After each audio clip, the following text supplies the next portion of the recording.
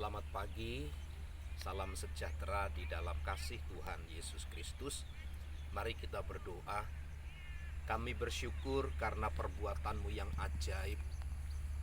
Hari ini pun kami bersuka cita sebab Engkau Allah yang menopang memelihara kami.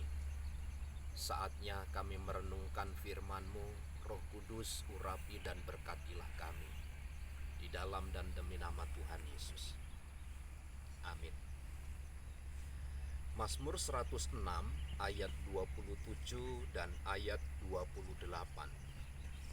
Dan untuk mencerai-beraikan anak cucu mereka ke antara bangsa-bangsa dan menyerahkan mereka ke pelbagai negeri. Mereka berpaut pada Baal Peor dan memakan korban-korban sembelihan bagi orang mati. Akhir dari perjalanan umat Allah di mana Allah telah menyatakan berkat-Nya kepada mereka tentang bagaimana Allah akan memberikan tanah perjanjian kepada mereka.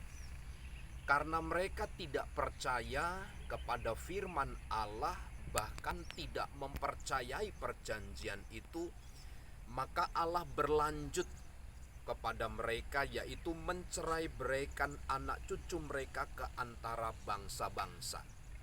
Kalau kita belajar di dalam kisah perjalanan hidup mereka, maka kita dapati peristiwa bagaimana mereka itu tercerai-berai. Bangsa Israel pergi mengembara ke sana kemari, mereka dicerai-beraikan oleh Allah. Kenapa? Satu, karena mereka tidak percaya. Mereka melupakan Allah dan menyerahkan mereka ke pelbagai negeri. Artinya mereka dari 12 suku Israel itu mereka semua tercerai-berai satu dengan yang lain. Tidak ada yang berkumpul jadi satu. Mereka semua berpecah. Saya ingin sampaikan kebenaran ini begini.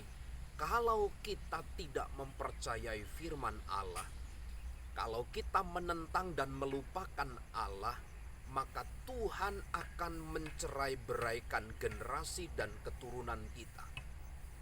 Dalam hal ini mereka diserahkan, mereka dihancur luluhkan, mereka dibuat mengembara kemanapun. Mereka dipaksa untuk bercerai oleh Allah.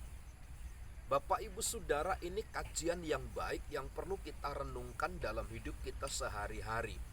Manakala kita tidak percaya kepada firman Allah, manakala kita melupakan firman Allah, maka yang terjadi adalah Tuhan akan mencerai-beraikan kita. Dalam ayat 28, mereka berpaut pada Baal Peor dan memakan korban-korban sembelihan bagi orang mati. Yang kedua, dampak yang tragis yang muncul adalah karena hati mereka tidak tertuju kepada Tuhan, tidak menghargai Allah. Yang terjadi selanjutnya adalah bahwa kemudian mereka dibawa hatinya kepada para Baal, para dewa-dewa sesembahan orang yang tidak mengenal Tuhan. Bahkan lebih tragis lagi, mereka memakan korban-korban sembelihan bagi orang mati. Cukup menjijikkan, cukup mengerikan peristiwa itu. Namun dalam hal ini menjadi tanda, janganlah kita melupakan Tuhan, janganlah kita melalaikan perjanjian Allah, karena perjanjiannya kekal bagi kita, kasih-Nya abadi bagi kita. Pagi hari ini saya pesan dari firman Tuhan dari tempat ini, kiranya kita tetap menjaga hati kita terpaut kepada Tuhan, meyakini firman Allah, menghargai firman-Nya, dan jadikan itu pedoman bagi kita. Selamat pagi, Tuhan memberkati.